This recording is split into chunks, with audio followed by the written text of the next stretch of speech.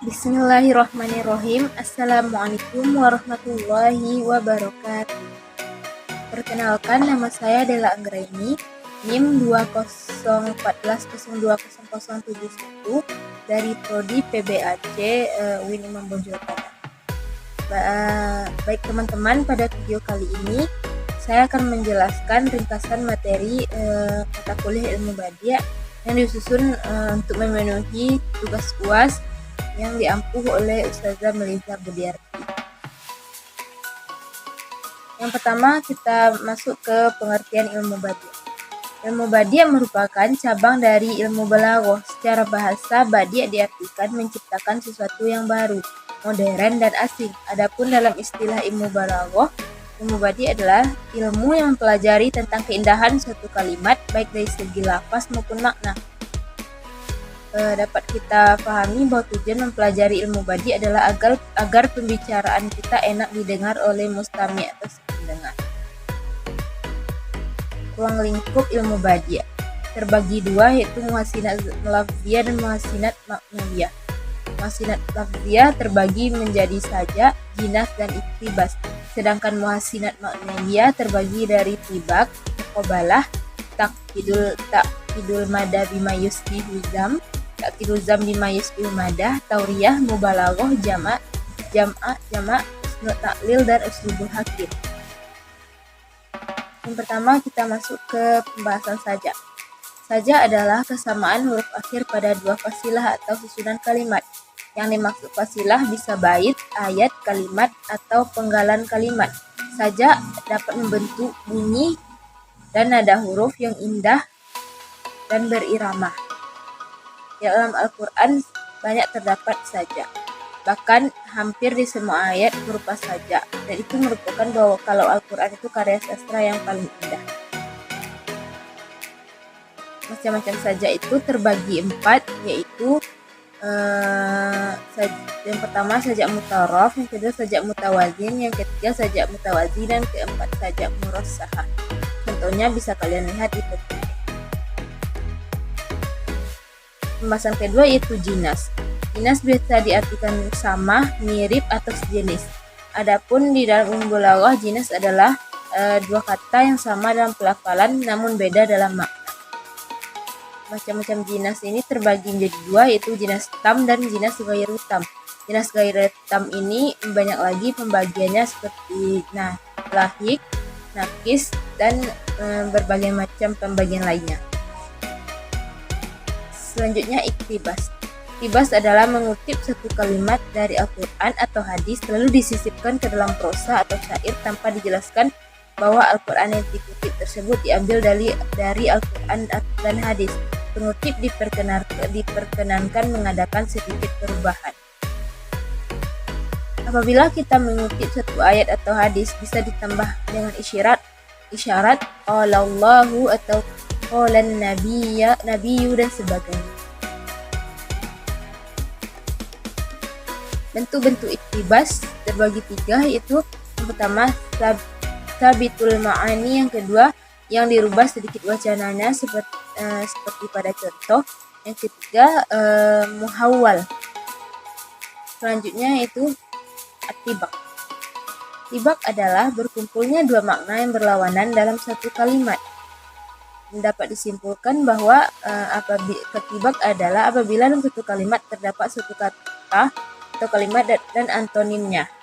Hanya saja kata yang berantonim itu tidak boleh lebih dari satu kata. Apabila lebih akan dikategorikan sebagai muqabalah. Macam-macam tibak ada 4, itu terbentuk dari dua isim, dua fi'il, dua huruf, atau campuran. Selanjutnya muqabalah. Muqabalah adalah mengungkapkan dua lafaz atau lebih lalu diiringi dua lafaz lain yang merupakan antonim atau lawan kata dari dua lafaz pertama dan disebutkan secara beriringan. Perbedaan muqabalah dan tibak adalah apabila tibak terbentuk dari dua kata yang berantonim dalam satu kalimat, sedangkan muqabalah itu antonim antar kelompok kata yang biasanya terdiri dari dua kata atau lebih. Contoh muqabalah bisa dilihat dalam Quran surat Al-A'raf ayat 157 yang banyak sekali ada kata yang berlawanan di dalamnya seperti ya'muru, yanha, al-ma'ruf, al-munkar, yuhillu, yuharrimu, thayyibat, khaba'is, innal abrara lafi na'im wa innal fujara lafi sijjin. Selanjutnya yaitu ta'khidul madah bima yusbihu dzam adalah menguatkan pujian yang sesuai menyerupai celaan. Contohnya yaitu tidak ada cacat padanya, hanya saja mata tidak akan melihat orang yang serupa dia. Pembahasan selanjutnya itu kebalikan dari pembahasan sebelumnya, itu ta'khidul dzam bima yusbihu madah adalah gaya bahasa yang menghina namun disajikan dalam ungkapan yang menyerupai bentuk pujian. Contohnya yaitu tidak ada kebaikan sedikit pun pada diri fulan, hanya saja ia berbuat jelek pada orang yang berbuat baik padanya. Selanjutnya kita masuk ke tauriyah. Tauriyah adalah mengungkapkan suatu lafaz yang mempunyai dua makna. Pertama makna dekat dan yang kedua makna jauh, dan itulah makna yang dimaksud oleh sang mutakallim. Macam-macam tauriyah terbagi 4, yaitu tauriyah mujaradah, tauriyah murasahah, tauriyah mubayyanah, dan tauriyah muhayyanah. Selanjutnya yaitu mubalaghah. Salah satu aspek badi' lainnya dalam uslub bahasa Arab adalah badi' mubalaghah. Istilah ini dalam bahasa Indonesia biasa disebut dengan gaya majaz hiperbola. Mubalaghah adalah jika seorang pembicara itu menyebutkan suatu sifat dan menambah-nambahkannya sehingga melebihi makna yang dikehendakinya. Terbagi menjadi 3, yaitu tabligh, ighraq, dan wulu. Selanjutnya kita masuk ke jamak. Jamak secara bahasa berarti mengumpulkan, sedangkan istilah ulama balaghah adalah mengumpulkan perkara yang berbilangan 2 atau lebih di dalam satu hukum. Dari pengertian tadi, maka bentuk jamak terbagi 2 pula, itu yang pertama mengumpulkan dalam 2 perkara, yang kedua mengumpulkan di atas 2 perkara atau lebih. Yang selanjutnya husnul ta'lil. Husnul ta'lil adalah pengingkaran seorang sastrawan secara terang-terangan ataupun terpendam tentang alasan suatu peristiwa yang telah dikenal umum, dan ia mendatangkan suatu alasan lain yang bernilai sastra yang sesuai dengan tujuan yang ingin dicapainya.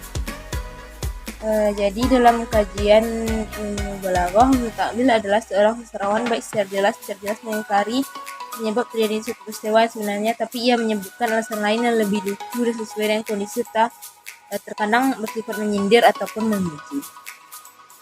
Contohnya yaitu gempa bumi yang mengguncang Mesir bukan disebabkan oleh tipu daya, tetapi bumi Mesir menari karena keadilan penguasanya. Selanjutnya yaitu uslubul hakim. Secara bahasa itu gaya orang bijaksana. Ali Al-Jarim dan Mustafa Amin mendefinisikan uslub al-hakim dengan makna yang terkandung pada kata-kata yang terangkai sedemikian rupa sehingga lebih cepat mencapai sasaran kalimat yang didaki dan lebih menyentuh jiwa pendengarnya. Contohnya yaitu dalam Quran surat Al-Baqarah ayat 189 yang artinya mereka bertanya kepadamu tentang bulan sabit. Katakanlah bulan sabit itu adalah tanda-tanda waktu bagi manusia dan bagi ibadah haji. Yang ditanyakan adalah tentang bentuk bulan sabit di langit yang setiap malamnya berubah-ubah, di mana untuk memahami jawabannya harus menguasai ilmu pengetahuan yang pada waktu itu belum berkembang.